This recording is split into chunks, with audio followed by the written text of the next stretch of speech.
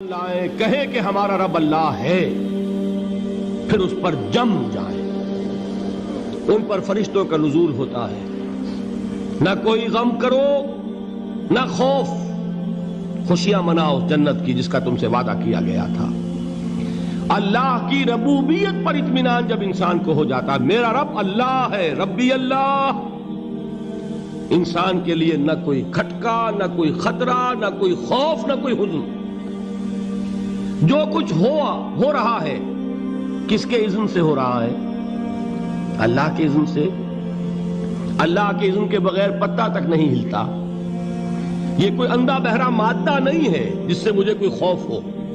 اندھا بھینسا چلا آ رہا ہو اس سے تو ڈرنے کا ہر انسان کو ڈرنا چاہیے، نہ معلوم کس کو ٹکر مار دے۔ لیکن نہیں، اس کائنات کو چلانے والا ایک سمیع و بصیر خدا ہے، وہ جو میرا دوست ہے، میرا ولی ہے۔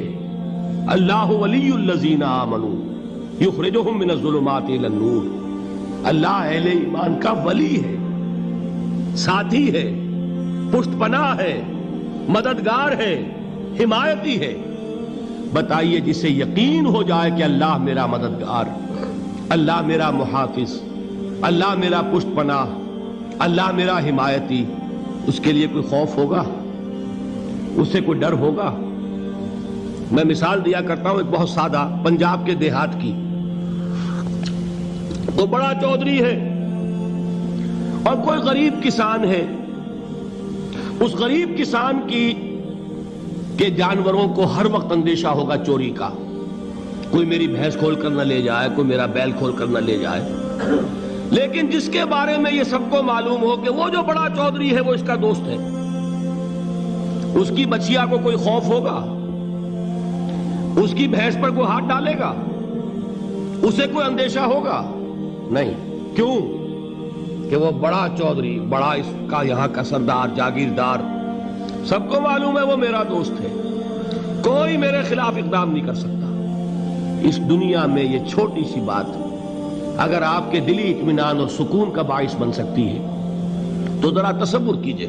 میں لفظ تصور استعمال کروں گا صرف اس لیے کہ اس کا ہم جس کو کہتے ہیں ادراک اور شعور کر نہیں سکتے، اگر کے ساتھ کر سکتے۔ اگر یقین ہو کہ اللہ میرا مددگار اور یقین ہو کہ اللہ ہر آن میرے ساتھ ہے، پھر کوئی خوف؟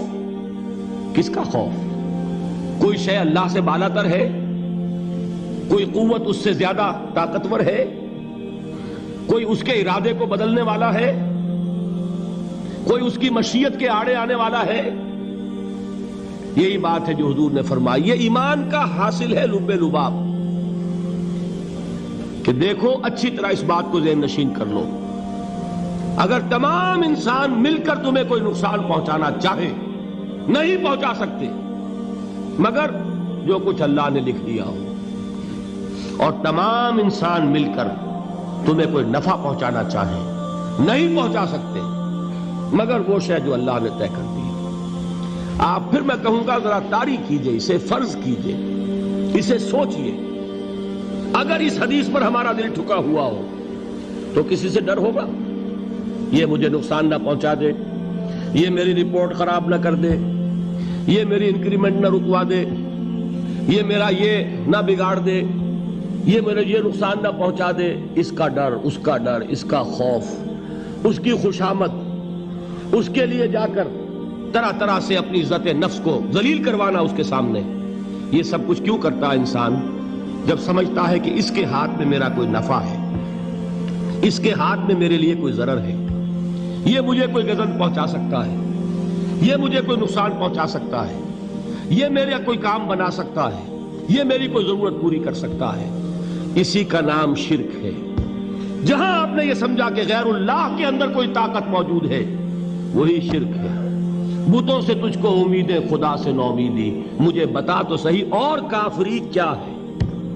شرک تو یہ ہے۔ جس پر بھی تمہیں یہ خیال ہے، کلمہ ہے یہ کلمہ سوم، لا حول ولا قوت الا باللہ، ذرا اس پر دل کو کبھی اگر آپ تصور کریں، پھر فرض کریں، دل ٹھک جائے اس پر، کوئی طاقت نہیں۔ یہی بات تھی جو شیخ عبد القادر جیلانی رحمۃ اللہ علیہ نے اپنی وصیت میں اپنے بچے سے کہی. 11ویں دینے والے ہیں، لیکن حضرت شیخ عبد القادر جیلانی کی وصیت اور تعلیمات کو کتنے لوگ ہیں تم جانتے ہو؟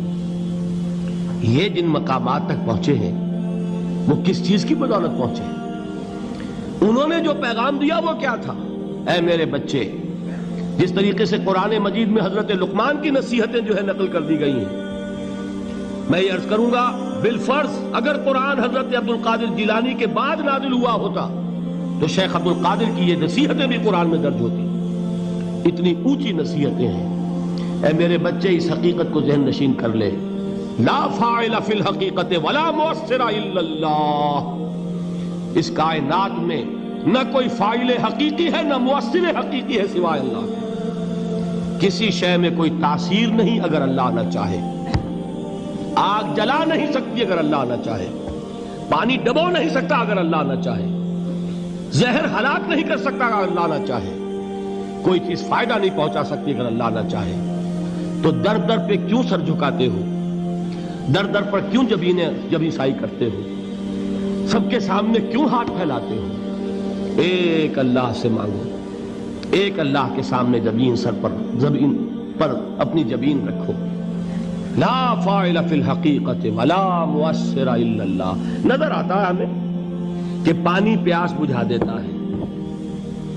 پیاس بجھانے کی صلاحیت پانی میں نہیں ہے، اللہ کے اذن سے. کھانا بھوک مٹا دیتا ہے.